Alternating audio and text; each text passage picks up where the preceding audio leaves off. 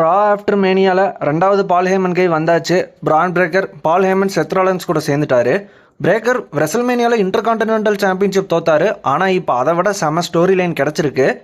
Intercontinental championship, United States championship இதெல்லாம் secondary championship தான்.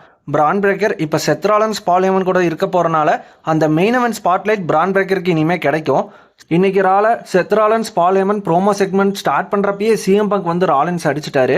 CM bunk பால் ஹேமன் மேலே ஃபோக்கஸ் பண்ணதும் ராலின்ஸ் பங்கை கர்ப் ஸ்டாம்ப் போட்டுருவாரு. செத் ராலின்ஸ் தான் new undisputed number 1 top star இந்த இண்டஸ்ட்ரின்னு பால் ஹேமன் சொல்லுவார். உடனே ரோமன் ரெயின்ஸ் வருவார். ரோமன் ரெசல்மேனியா முடிச்சு கொஞ்ச நாள் வரமாட்டாருன்னு தான் நம்ம எல்லாரும் நினச்சோம். இனி ரோமன் இதே மாதிரி எல்லா வாரமும் டபிள்யூடபிள்யூக்கு வந்தால் சூப்பராக இருக்கும். ரோமன் செத் ராலின்ஸ்க்கு ஸ்பியர் போட்டுருவாரு. அடுத்து ரோமன் பால் ஹேமனுக்கு சூப்பர்மேன் பஞ்ச் போட்டுட்டு ஸ்பியர் போட ரெடி ஆவார். ஆனால் பிரான் பிரேக்கர் வந்து ரோமன் ரெயின்ஸ்க்கு ஸ்பியர் போட்டுருவாரு. சிஎம் பங்க் அப்போ தான் உள்ளே வருவார். பங்குக்கு பிரேக்கர் ஸ்பியர் போட்டுருவாரு. பிரான் பிரேக்கர் ரோமன் ரெயின்ஸை பேரகேட்டில் ஸ்பியர் போட்டு அடித்து தூக்கிடுவார்.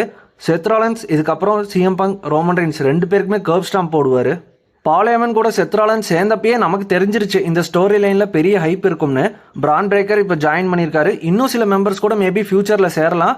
ஷீல்டு மாதிரி ஒரு ஃபேக்ஷன் கூட அவங்க பண்ண வாய்ப்பு இருக்குது. செத் ராலின்ஸ் இருக்காரு, ரோமனுக்கு பதில் பிரான் பிரேக்கர் வந்துட்டாரு. டீன் ஆம்ப்ரோஸ் மாதிரி ஒருத்தர் கூட இவங்க கூட சேர்த்திக்க வாய்ப்பு இருக்குது. அது பண்ணுறாங்களான்னு பார்ப்போம்.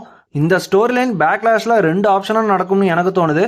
ஒன்று take team match Seth Rollins Bron Breakker vs CM Punk Roman Reigns, இல்லாட்டி 2 சிங்கிள்ஸ் மேட்சாக கூட வைக்கலாம். அது கூட நல்லா தான் இருக்கும்.